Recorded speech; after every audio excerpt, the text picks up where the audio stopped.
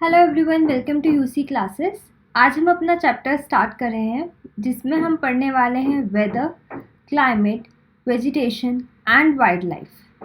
तो इन सब के बारे में आज हम इस चैप्टर में स्टडी करेंगे। So let's get started.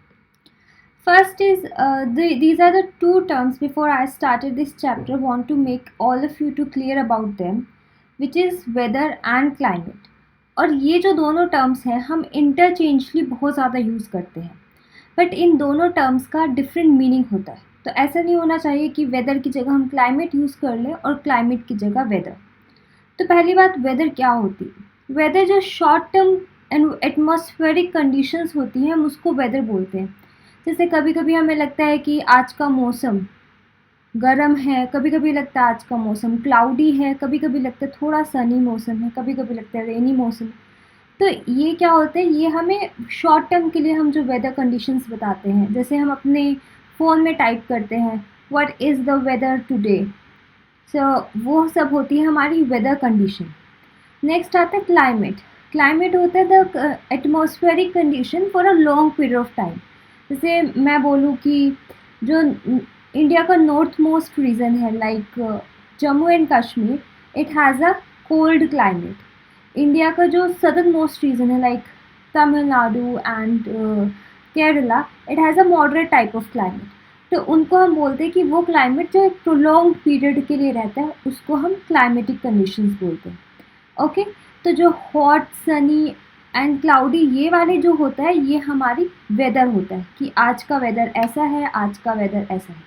Okay, I hope ये टर्म्स आपको क्लियर हो गई होंगी।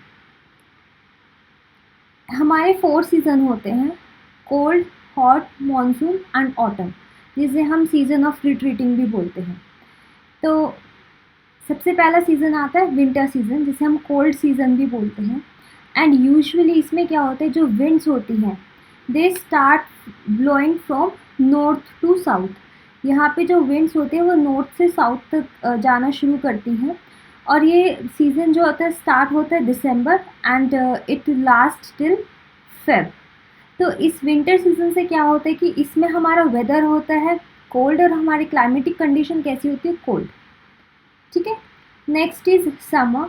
समर में क्या होता है कि हमारे लॉन्ग हॉट डेज होते हैं और ये वाला जो टाइम पीरियड होता है स्टार्ट होता है समर का फ्रॉम मार्च टू मई। और इस वाले सीज़न में हमें वेजिटेशंस, फ्लावर्स, ये सब की जो एक तरह से हम कहते हैं कि ये सब कुछ बहुत ज़्यादा प्रॉस्परसली स्टार्ट हो जाता है पैदा होना। एंड इस मौसम में, इस सीज़न में एक ड्राई विंड चलती है जिसको हम बोलते हैं लू। एंड इट्स वेरी इंपॉर्टेंट, ये वाला क्वेश्चन बहुत एग्जाम्स में आया हुआ है कि what is the name of hot and dry wind, तो उसको हम लू बोलते हैं। Okay, next is rainy season, जो कि मॉनसून सीज़न भी हम जिसे बोलते हैं, विच starts from June and it remains until September. Rainy season हमारा स्टार्ट होता है, it start from Kerala, because यहाँ पे जो विंड ब्लो होती है फ्रॉम अरेबियन सी वो हिट करती है केरला कोस्ट को, और वहाँ से वो विंड्स जाते जाते नॉर्दर्न पार्ट तक जाती हैं और जून के मिड तक लाइक 15 जून तक नदर्न पार्ट में भी मानसून आ जाता है। और यहाँ पे जो विंड्स होती है वो दो जगह से आती है। First is Arabian Sea and another one is Bay of Bengal. जो बे ऑफ बंगाल वाली विंड होती है वो नॉर्दर्न ईस्ट, जो इंडिया का पार्ट है नॉर्थ ईस्टर्न पार्ट, वहाँ पे रेन करती है। और अरेबियन सी वाली western eastern Ghat and middle part of India and some part of northern part of India also, वो वहाँ पे मॉइस्चर वहाँ तक कैरी करके ले जाती है और फिर हमारा डाउनपोर होता है। And the last one is autumn season. Autumn season में क्या होता है कि विंड जो होती है दोबारा वापस जाती है। जैसे कि पहले हमारे समर और विंटर सीज़न में विंड्स आती है और ऑटम सीज़न जो कि हमारा अक्टूबर और नवंबर में होता है वो वापस बे ऑफ बंगाल के कोस्ट पे जाती हैं। एंड अगेन ये वाला प्रोसेस स्टार्ट होता है, फिर वो दोबारा से वहाँ से मॉइस्चर लेती हैं एंड अगेन वो दोबारा से रिट्रीट होके ऊपर जाती है, वो डाउनपोर करती है। तो ये हमारा ऑटम सीज़न होता है। ओके, तो इसमें से कुछ एक इम्पॉर्टेंट पॉइंट्स हैं जो आपको क्लियर होने बहुत ज़रूरी है। फर्स्ट वन इज़, जो क्लाइमेट होती है किसी भी प्लेस की वो किससे अफेक्टेड होती है, उसकी लोकेशन से अफेक्ट होती है, विच मीन्स कि वो particular area it is far away from the sea और नियर टू द सी।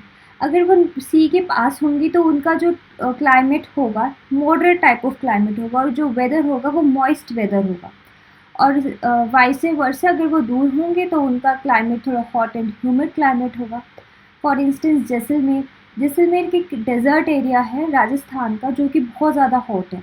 और सिमिलरली अगर हम on the other side, Kargil एक जगह है जम्मू एंड कश्मीर में, जम्मू में, जहाँ पे फ्रीजिंग कोल्ड है। It because of its location, वहाँ पे माउंटेनियस रीजन है, यहाँ पे डेजर्ट एरिया है, तो उनकी लोकेशन की वजह से उनका क्लाइमेट डिसाइड हो रहा है। ठीक है। मुंबई एंड कोलकाता, यहाँ पे मॉडरेट टाइप ऑफ क्लाइमेट है। मावेंसीराम, ये मेघालय में एक जगह है जो सबसे ज़्यादा हाईएस्ट रेनफॉल रिसीव करती है। And so these are some of the important points जो कि you should know about them. Our next topic is natural vegetation. Natural vegetation क्या होती है? एक नेचुरल वेजिटेशन होती है और एक मैन मेड वेजिटेशन होती है।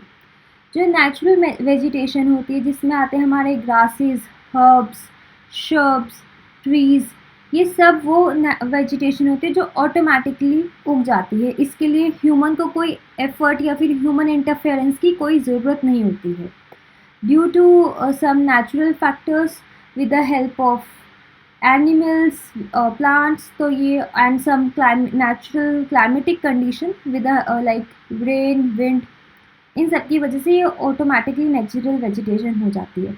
इससे मुझे एक याद आया था कि जो एलिफेंट्स होते हैं उनको बोला जाता है they are the maker of any forest, because जो उनका रेसिड्यू होता है उसमें जो कुछ सीड्स होती हैं जिनकी वजह से बहुत ज़्यादा प्लांटेशन होती है। तो एलिफेंट्स को मेकर ऑफ वेजिटेशन और मेकर ऑफ फॉरेस्ट बोला जाता है। तो हमारे पास डिफरेंट क्लाइमेटिक कंडीशन होने की वजह से इंडिया के पास एक wide range of natural vegetation है, जिसमें डिफरेंट टाइप्स ऑफ वेजिटेशन आती है जो हम अब स्टडी करेंगे। So we have 5 type of vegetation. Okay, first is tropical evergreen forest, जिसे हम रेन फॉरेस्ट भी बोलते हैं। Then deciduous forest, thorny bushes, mountain vegetation and mangrove forest. Okay, so let's start with tropical forest or tropical rain forest. Okay, जो tropical forest होते हैं ये कहाँ लाई करते हैं?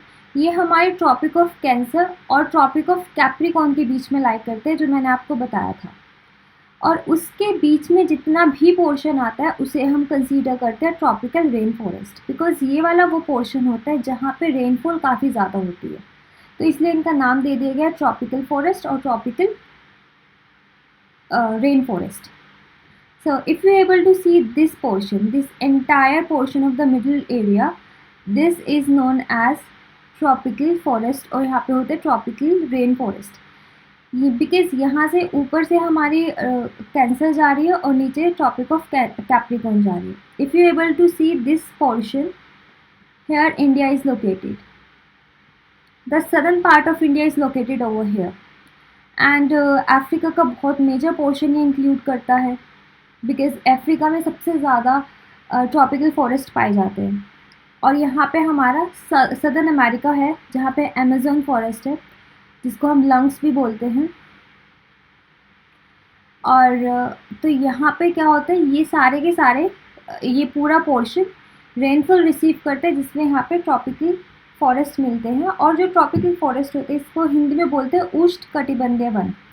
यहाँ पे रेनफॉल होती है 200 मिलीमीटर एनुअली, एंड अगर मैं इनकी हाइट बताऊँ इन ट्रीज़ की तो 40 to 50 मीटर तक जाती है, which is very high. Okay, next is our tropical evergreen, जो भी हम पढ़ ही रहे थे, और रेन फॉरेस्ट। यहाँ पे महगिनी, इबोनी, रोजवुड, ये बहुत ज़्यादा ये वाली जो स्पीशीज़ हैं स्पेशली प्लांट्स की, बहुत ज़्यादा मिलती हैं। और इन फॉरेस्ट की हाइट बहुत ज़्यादा लंबी होती है, and they are in the form of ये पैटर्न क्रिएट करते हैं जिसको हम मल्टी लेयर्ड प्लांट्स भी बोलते हैं। तो इनका क्या होता है कि सबसे नीचे होती है कैनोपी, जो सबसे छोटे प्लांट्स होते हैं ये वाले, उसके बाद आते हैं ये वाले under canopy, these one. And उसके बाद सबसे हाईएस्ट होते हैं ये वाले जिनको हम बोलते हैं एमरजेंस। तो इनमें इस टाइप की स्टेजेस आती हैं और ये हाईली डेंस होते हैं। इनमें क्या होता है, कंपटीशन होता है, बिकॉज यहाँ पे रेनफॉल ज़्यादा होने की वजह से इनको जो सनलाइट है उसके लिए कंपटीशन करना पड़ता है कि कौन सबसे पहले सनलाइट तक पहुँचेगा। तो उसके लिए ये ज़्यादा से ज़्यादा इनकी हाइट बढ़ती जाती है। And which have 40 to 50 centimetre of height they have.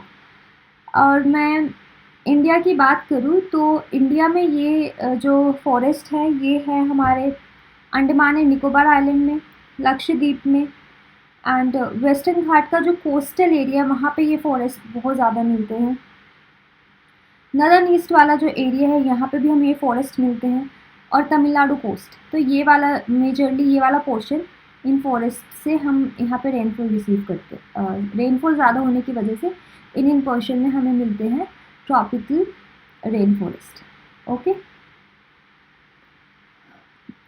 ये थे कुछ इम्पॉर्टेंट जो इसमें आता है, रोजवुड, इबोनी और मेहगनी। मेहगनी को बोलते हैं कि ये पैसे वाला पेड़ होता है, ये वाला जिसमें, बिकॉज जो इसकी वुड है वो बहुत एक्सपेंसिव होती है एंड वो काफ़ी एक्सपेंसिवली सेल होती है, तो इसको बोलते हैं पैसों का पेड़। ठीक है, okay. So and next is tropical deciduous forest, जिनको हम बोलते हैं उष्णकटिबंधीय पर्णपाती वन। ओके, सो ये वाले जो फॉरेस्ट होते हैं इनमें सबसे अच्छी चीज़ क्या होती है कि वाइडली स्प्रेड होते हैं ये वाले फॉरेस्ट। और इनका दूसरा नेम है मॉनसून फॉरेस्ट। एंड ये वाले जो फॉरेस्ट होते हैं ये अपनी लीव्स को शेड करते हैं और वो होता है 6 to 8 वीक्स में ये अपनी जो लीव्स है वो शेड कर देते हैं ड्यूरिंग ड्राई सीजन। ओके, जैसे आपने नॉर्दर्न पार्ट में ये वाले फॉरेस्ट काफ़ी मिल जाते हैं, जैसे पीपल हो गया, नीम हो गया, साल हो गया, टीक हो गया। तो ये वाले जो फॉरेस्ट है ये हमें नॉर्दर्न पार्ट में मिलते हैं बहुत ज़्यादा। उनके मेजर एरिया बताऊँ तो वो है MP, UP, Bihar, Orissa and some part of Maharashtra. Okay, these are some of the example of tropical deciduous forest, people, शीशम, नीम। ये हमें नॉर्दर्न पार्ट में बहुत ईजिली मिल जाते हैं। इनका मेजर प्रॉपर्टी यही होता है कि ये अपनी जो लीव्स हैं वो शेड कर देते हैं ड्यूरिंग ड्राई सीजन, और ये रेनफॉल इतनी ज़्यादा रिसीव नहीं करते। हार्डली इनकी जो रेनफॉल होती है वो 70 to 200 सेंटीमीटर तक ही ये रेनफॉल रिसीव करते हैं, 70 to 200 सेंटीमीटर। ओके, तो इसलिए ये ज़्यादा डेंस भी नहीं होते, बट वाइडली स्प्रेड होते हैं। डेंस घने नहीं मिलेंगे आपको, बट मिलेंगे बहुत ज़्यादा। Okay, next is thorny bushes. Thorny bushes क्या होती है, जो आपने छोटे छोटे प्लांट्स देखे होंगे, जैसे कि कैक्टस हो गया, बबूल का पेड़ हो गया। तो ये वाले जो होते हैं इनको हम बोलते हैं थॉर्नी बुशेस। ये वाली बुशेस मिलती कहाँ पे, स्पेशली इन ड्राई एरियाज। और इनका जो स्ट्रक्चर होता है लीव्स का वो स्पाइन लाइक स्ट्रक्चर होता है, और ये स्पाइंस क्या करती है, वो जो वाटर की लॉस ऑफ वाटर होता है लीव्स के थ्रू उसको रिड्यूस कर देती है, बिकॉज ये जो एयर होती है उसको ट्रैप कर लेती है। इनको जितनी एयर की ज़रूरत होती है उससे ज़्यादा एयर आने ही नहीं देती है, तो इसकी वजह से इवेपोरेशन नहीं होती है। इवेपोरेशन ना होने की वजह से ये स्पाइंस जो होती है उन पर्टिकुलर पेड़ का, ट्री का जो वाटर की जो लॉस होता है उसको रिड्यूस कर देती है। सो कैक्टस का हम और बबूल के सारे हम ड्राई एरियाज़ में लेते हैं, जैसे कि हरियाणा, पंजाब, गुजरात, इन एरियाज़ में हम थॉर्नी बुशेस को हमें मिलती हैं। ठीक है, these are the different varieties of cactus. और आपको ये वाला जो पोर्शन दिख रहा है, दीज आर स्पाइक्स, जो वाटर जो लॉस होता है उसको रिड्यूस करती है। Okay, next is mountain vegetation. Mountain vegetation क्या होती है कि ये एक यहाँ के जो ट्रीज़ होते हैं माउंटेन्स में वो ऐसे होते हैं, कॉनिकल शेप, इस टाइप के। अब ये ट्रीज़ ऐसे होते क्यों हैं, तो मेन ये होता है कि यहाँ पे डाउनपोर काफ़ी ज़्यादा होता है, और ज़्यादा ठंडी होने की वजह से वो जो आइस होता है उसमें कन्वर्ट हो जाता है। तो उसके क्या होता है कि सपोज़ यहाँ पे इतनी ज़्यादा डिपोजिशन हुई है आइस की, तो यहाँ पे इसकी ऐसी कॉनिकल शेप होने की वजह से वो ईजिली जो डिपोजिशन ऑफ आइस है वो नीचे गिर जाएगा, तो और ये ट्री ईजिली ग्रो कर पाएंगे। तो मेजरली ये रीज़न होता है यहाँ पे जो कॉनिकल शेप होना ट्रीज़ का, और इनको हम कॉर्निफेरस ट्रीज़ भी बोलते हैं, जिसमें आ जाता है पाइन का, देवदार का ट्री, चीड़, ये सारे माउंटेन वेजिटेशन में आते हैं। Okay, and our last type of vegetation is mangrove और tidal forest, very important and very interesting forest। सबसे पहले मैं इनकी लोकेशन बता दूँ। ये जो फॉरेस्ट होते हैं ये हमारे वेस्ट बंगाल और अंडमान एंड निकोबार आइलैंड्स में मिलते हैं। इनको हम जो सुंदरी ट्रीज़ भी बोलते हैं। It is one of the species of mangrove forest. And इनकी सबसे स्पेशल फीचर क्या होती है, if you able to see over here, ये क्या है, ये इनकी रूट्स हैं। तो मोस्ट ऑफ द ट्रीज़ के हम क्या देखते हैं, रूट्स अंदर होती हैं, अंडरग्राउंड, बट इनकी रूट्स बाहर होती हैं। ऐसा क्यों होता है, बिकॉज ये वाले जो ट्रीज़ होते हैं वो यूजुअली मार्शी और स्वैम्पी लैंड में होते हैं। तो यहाँ पे जो ऑक्सीजन की वो ऑक्सीजन कंटेनमेंट होती है वो बहुत कम होती है, इस वजह से लीव्स बाहर आती है in order to have some oxygen. Okay, और ये sundari trees as I have already told you, यहाँ पे एक सुंदरबन डेल्टा है जिसके नाम पे इनकी एक स्पीसीज़ का नाम बन गया था, पड़ गया है sundari trees. And these are the, if you able to see, these are the roots of these trees जो कि बाहर हैं। Okay, so these are one of its kind. ये अपने आप में ही ऐसे हैं, जो इनका कोई ऐसे नहीं कि वो टाइप के ट्रीज भी ऐसे होते हैं। These are one of their kind. Okay, और दीज आर, ये वाले जो आप देख सकते हो ये हैं रूट्स ऑफ मैंग्रोव ट्रीज, और ये वाला मार्शी और स्वैम्पी लैंड्स में होता है जहाँ पे ऑक्सीजन की डिपोजिशन इस सॉइल में बहुत ही कम होती है। ठीक है, okay, so our next is very important, why forest are necessary. सबको पता तो है कि फॉरेस्ट नेसेसरी क्यों है, बट स्टिल हम उनकी प्रोटेक्शन के लिए ज़्यादा कुछ नहीं कर पा रहे हैं। बेसिक जो हमारी नेसेसिटी है लाइफ की, ऑक्सीजन, वो हमें फॉरेस्ट से मिलता है, और उसके बाद fuel, fodder, medicinal plant, herbs, honey, and we have endless amount of things that we get from our forest. So and these are the home of various wildlife people, wildlife animals, birds. So we should do something in order to protect them and reduce what is currently happening to the forest। जैसे कि हम जिसको जैसे हो रहा है कि अंधाधुंध काट रहे हैं हम पेड़ों को, और उनके लिए इतनी ज़्यादा कोई प्रोटेक्शन एक्ट भी, ऑल्दो अब तो आ चुके हैं environmental protection act, but still they are not working properly.